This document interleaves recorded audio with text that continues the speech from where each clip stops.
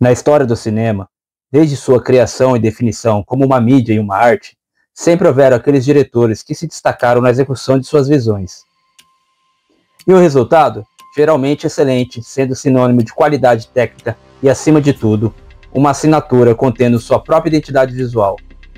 Nomes como Stanley Kubrick, Martin Scorsese, Francis Ford Coppola, Alfred Hitchcock definiram muitos dos rumos da indústria cinematográfica como conhecemos hoje. O que, obviamente, serviu de inspiração e influência para muitos dos diretores que estão em atividade hoje em dia. Hoje, nós vamos falar de um diretor que, na minha opinião, se iguala em muito aos nomes citados anteriormente, né? Esses mestres já citados. Estou falando aqui de Guillermo del Toro. E vou citar alguns dos melhores filmes dele já lançados até hoje, né? Se é que isso é possível, né? Fazer um top 5 do Del Toro, porque qualquer filme dele, pelo menos 90%, a grande maioria, é sinônimo de qualidade, de arte, de cultura. Então, bora lá falar de Del Toro.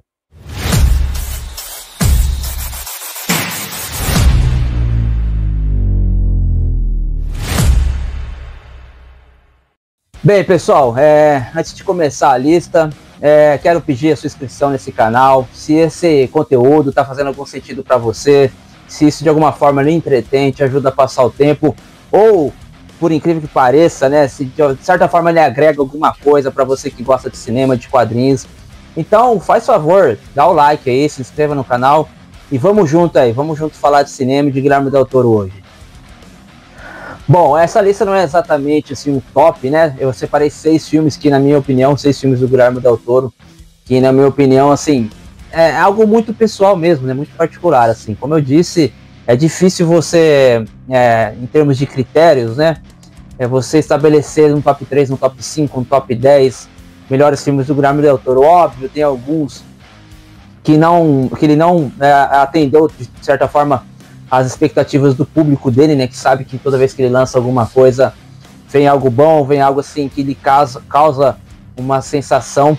Por exemplo, aqui eu posso citar a Colina Escarlate, né, eu assisti só uma vez, de repente assistindo mais uma vez, foi um filme que gerou bastante hype na ocasião, não me recordo exatamente quando foi lançado, mas ainda assim é um filme, né, que não chega a ser ruim, né.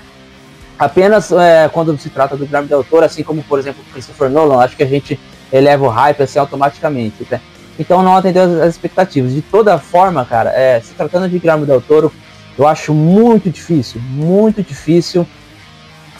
saber ser um top, assim, porque os filmes dele se equivalem muito, né?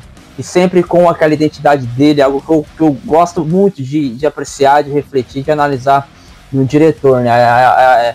O del Toro, assim como o Tarantino, né, e até mesmo o Nolan, isso falando de diretores da atualidade, né, eles têm o que eu gosto de chamar de identidade, né, identidade única, ou uma assinatura, né, você sabe que aquele filme é dele, é de determinado diretor. Então bora lá, não é exatamente um top, né, eu só separei aqui aleatoriamente, são 6 filmes daqui do Del Toro então, tá? Bem, então primeiro aqui, pessoal, vou comentar aqui A Espinha do Diabo, né. A Espinha do Diabo é um filme de terror gótico de 2001, dirigido por Del Toro, obviamente, que se passa durante a Guerra Civil Espanhola, né? Tal qual o Labirinto do Fauno também, que óbvio tá nessa lista aqui também, né? E esse, eu quero dizer, talvez seja o melhor filme do Del Toro, na minha opinião, ali junto com Forma da Água ali. Bem, a trama acompanha um garoto que é deixado em um orfanato e começa a receber visitas do fantasma de um antigo aluno, enquanto a instituição é assombrada pelo conflito e pelos segredos dos adultos. O filme explora efeitos da guerra nas crianças, usando o elemento fantasmagórico como uma metáfora para o sofrimento e a repressão. Me recordo a primeira vez que eu assisti esse filme, nem fazia ideia, né, de quem era o Guillermo del Toro. Para mim era só mais um filme de terror genérico ali, mas ao assistir inteiro foi o típico filme assim que eu me recordei dele no dia seguinte, né? Sabia o que tinha acontecido, sabia que ali havia uma mensagem. Então, assim, para começar essa lista aqui, Espinha do Diabo de 2001. O Beco do Pesadelo.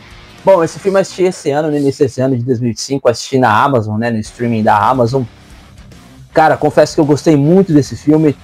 Não é, assim, os filmes do Del Toro costumam ter bastante ação até, né, bastante elementos visuais, assim. não só elementos, né, efeitos, embora o Del Toro também, como ele mesmo já disse, né, em make-off de DVD, no caso do Hellboy, o Hellboy 2, que também vai compor esse top aqui nessa lista, Hellboy 2 O Exército Dourado, que é de 2008, eu tenho esse DVD, e no make-off, lá nos extras do DVD, ele fala que ele prefere usar efeitos práticos, né. Mas então, a questão do Beco do Pesadelo não tem toda... Claro, o Del Toro, por isso é o Del Toro, né? Por isso ele tem essa identidade única, essa assinatura, ele consegue construir um ambiente, um universo só dele, que você sabe que é dele, né? Uma aura mística, assim, né, cara? Esse filme tem um aspecto também, na minha opinião, de fã, né? Noir, assim, não tem muito a ver, não cai para essa questão de conspiração ou investigação, né? Mas tem esse aspecto noir e tal, meio assim, década de 20, né? Década de 30 ali. Se passa ali num circo. O ambicioso vicarista Stanton Carlisle, se é que é assim que se pronuncia, que tem um talento para manipular pessoas, se une a uma clarividente e seu marido mentalista para enganar um perigoso magnata com a ajuda de uma misteriosa psiquiatra que pode ser a sua maior oponente. Bem, obviamente esse filme ele tem um plot ali, né, cara, um plot twist, né, uma reviravolta, um desdobramento. Então ele acompanha esse cara aí que ele vem do nada, né, inclusive ele tem uma origem muito misteriosa, assim, não fica claro como e por que ele tá ali, né, ele chega ali no circo, ele começa a trabalhar ali como um ajudante geral, e ele vai demonstrando alguns talentos, ele vai aprendendo aquelas questões de mágica, e por isso ele se torna então um mentalista, né, ele pega uns macetes assim, ele começa a evoluir, ele começa a se dar bem, e crescer nessa hierarquia do circo e ganhar um respeito. Enfim, aí tem essa questão, né, que como dito na sinopse, ele se alia a uma psiquiatra para que tenha uma proximidade com o magnata ali de uma determinada cidade. Então eles tentam ali aplicar um golpe, né? E basicamente esse é o plot, né? Não vou entregar muito aqui, mas é um filme que, cara, assim, a arte, né? Arte... Del Toro em sua melhor forma, né? Não uma questão rechonchudinha, né? Porque o Del Toro é todo fofinho, gordinho. Mas, cara, o Del Toro aqui tava voando, né? Voando. E esse filme é magnífico, foda. Círculo de Fogo, ou Pacific Rim. Criaturas monstruosas conhecidas como Kaiju começam a emergir do mar. Para combatê-los, a humanidade desenvolve uma série de robôs gigantescos, os Jaegers. Cada um é controlado por duas pessoas por meio de uma conexão neural. Entretanto, mesmo Jaegers se mostram insuficientes para derrotar os Kaijus. Diante deste cenário, a última esperança é um velho robô que passa a ser comandado por um antigo piloto e uma pessoa em treinamento. Cara, isso aqui é... O Del Toro, esse eu vi no cinema, né, em 2013. Esse aqui, o Del Toro, Cara, ele se inspirou, ele incorporou muito da cultura dos japoneses, assim, aquela questão dos kaiju. Pô, você tem ali Godzilla, aí você tem robô gigante que já remete a gente ali aos Google Five, Changeman, né? Aquela questão tecnológica, arte marcial, e tudo isso sempre em volta, né, do que o Del Toro gosta de ter como cerne de seus filmes, de suas histórias, né? Monstros, né? Algo mítico, né? Algo assustador, né?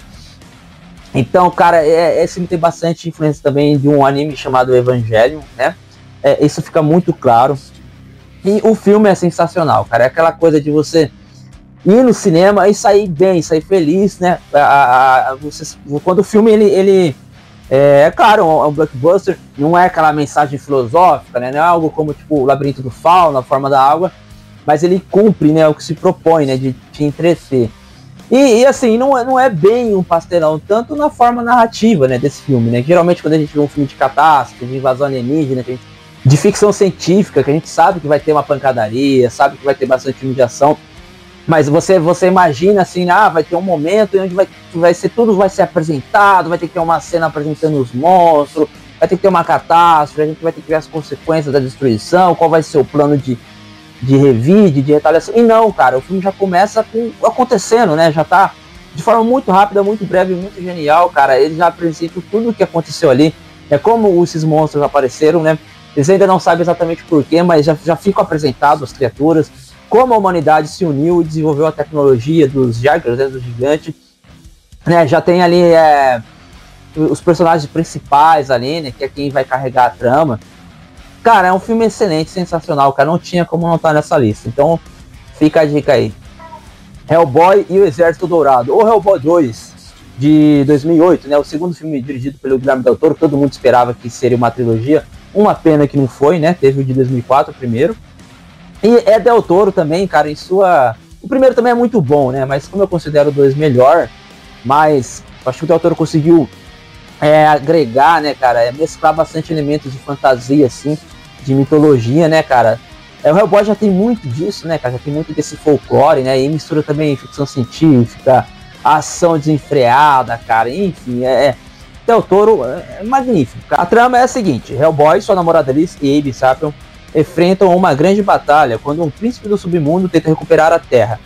Cansado de viver à sombra dos seres humanos, o príncipe Nuada tenta despertar um exército de máquinas assassinas para libertar criaturas de fantasia na Terra. Apenas Hellboy pode deter o príncipe sombrio e impedir a aniquilação da humanidade. Cara, o interessante desses dois filmes do Hellboy e do Del Toro, principalmente esse, que é por isso que Del Toro é o mestre, cara, assim, dentro de toda essa questão já de narrativa, de fantasia, da cultura super-heroística, né, digamos assim, do Hellboy, né, porque a origem é os quadrinhos, né, então você vai ter sim, obviamente, muito daquela coisa do super-herói, né, tradicional da jornada do herói, e também consegue colocar bastante drama, né, individual dos personagens e deixar o filme bastante cômico, cara. É impressionante como você se diverte nesse filme, bastante ação. Cara, é foda, não tem o que falar, cara. Então fica mais uma dica aí, Hellboy 2, O Exército Dourado, de 2008. A Forma da Água, mais um que eu tive o privilégio de ver no cinema, né? Esse filme o Del Toro ganhou, salvo engano, quase certeza ele ganhou o Oscar de melhor diretor. Bom, não é pra menos, né? Esse filme ele tem uma execução impecável. Eu teria, sim, algumas ressalvas com relação ao roteiro, né? Mas algo muito mínimo, não me incomodou assim, tanto, tá? Não que eu seja um grande entendedor, especialista em storytelling, mas obviamente como um consumidor, como um cinéfilo, né? Como um nerd, a gente acaba se atentando a alguns detalhes, né? De toda forma, o filme ele tem uma execução quase que impecável, cara. Fotografia, atuação.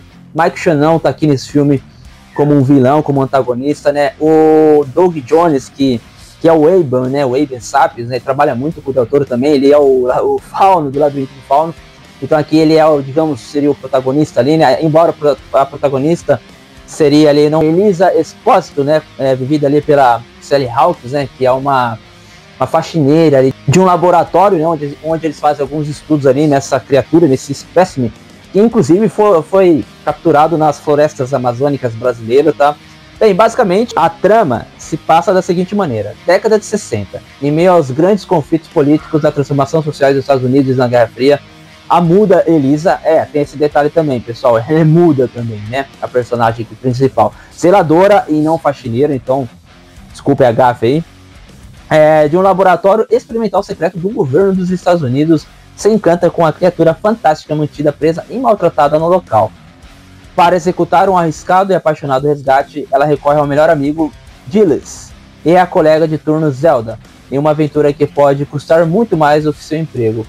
Cara, é um filme realmente bonito, um filme de amor, né, de romance, a mensagem de amor ali, de liberdade, né, de superação. Nossa, que coisa mais pegas, mas E visualmente, cara, assim, como eu falei no Beco lá do Pesadelo, né? O Del Toro consegue construir, cara, por meio de toda a sua visão, né, cara? Filtro de tela, fotografia, trilha sonora, narrativa, enquadramento, enfim, cara, não era pra menos, né? A questão do Oscar aqui, né, cara? Tem um elenco também excepcional. O filme é foda, cara. O filme é foda, né? Todo tá aqui em segundo lugar, embora não tenha a questão dos critérios ali de primeiro, segundo. A Forma da Água é um filme realmente foda e digno do Oscar que levou. Bem, e o último da lista, ou o primeiro, né? O top 1. Repito, né? Não tem essa questão de top 1. Eu diria que sim, cara. O Labirinto do Fauno seria ali o meu filme favorito do Del Toro até o momento em que gravo esse vídeo, né? Aliás, um dos motivos pelo qual eu tô gravando esse vídeo, né? Vai ocorrer o lançamento aí do Frankenstein, né, do Del Toro, que me parece que é um projeto dele, dos sonhos dele. Ele queria muito tempo lançar esse filme, agora vai ser pela Netflix, né? Saiu no cinema também. Então, assim, o Fauno, o Labirinto do Fauno, cara. O Labirinto do Fauno. Cara, o Fauno, imagino eu, já é uma criatura folclórica, deve ter vários contos dele em várias culturas diferentes, de várias épocas diferentes, né? Seja ele visto mais como uma figura de bicho-papão, né? Seja ele como um protetor da natureza ali, né?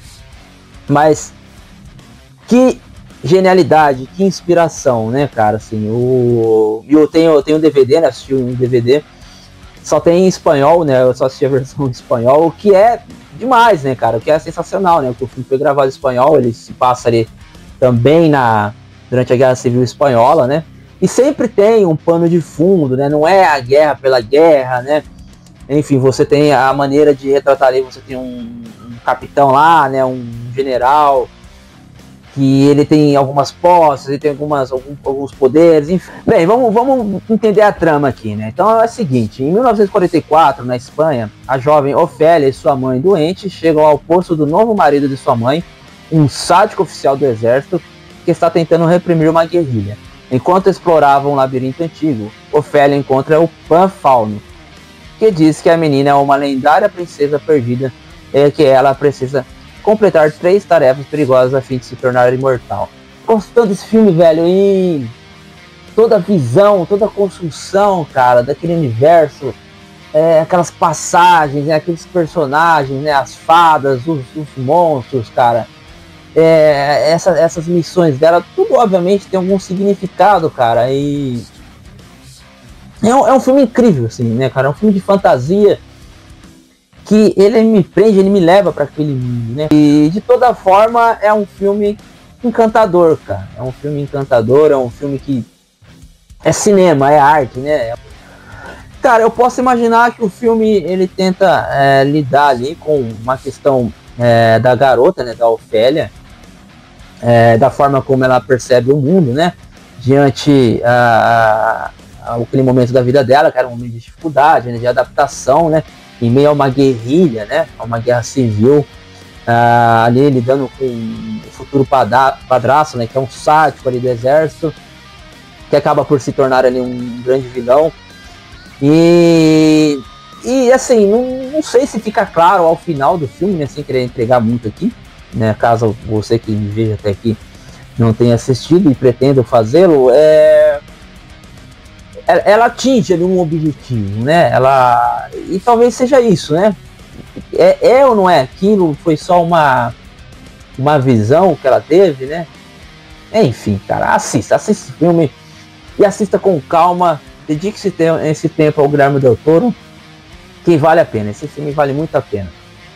Pessoal, cheguei ao final aqui. Se você conseguiu me aguentar falando até aqui, cara, se você aguentou é porque você tem que ser inscrito nesse canal. Se você não é inscrito, se inscreva, dê o like, né? Se você chegou até aqui e se esse conteúdo fez algum sentido, se você gostou, faça um comentário também, porque eu pretendo fazer mais vídeos nessa pegada, né? De top 5, top 10, top 3, top 6 filmes de diretores, né? Principalmente os diretores da atualidade aí, né? O Nolan, o Villeneuve, alguns que estão passando as décadas aí, né, cara? Chris George, Pedro Scott, Scorsese, Tarantino. Então, assim, cara, não faltam nomes, né? Pra gente fazer essa brincadeira aí e comentar alguns filmes aí. Mais uma vez agradeço, pessoal. Forte abraço e retorno para os próximos vídeos. Até mais.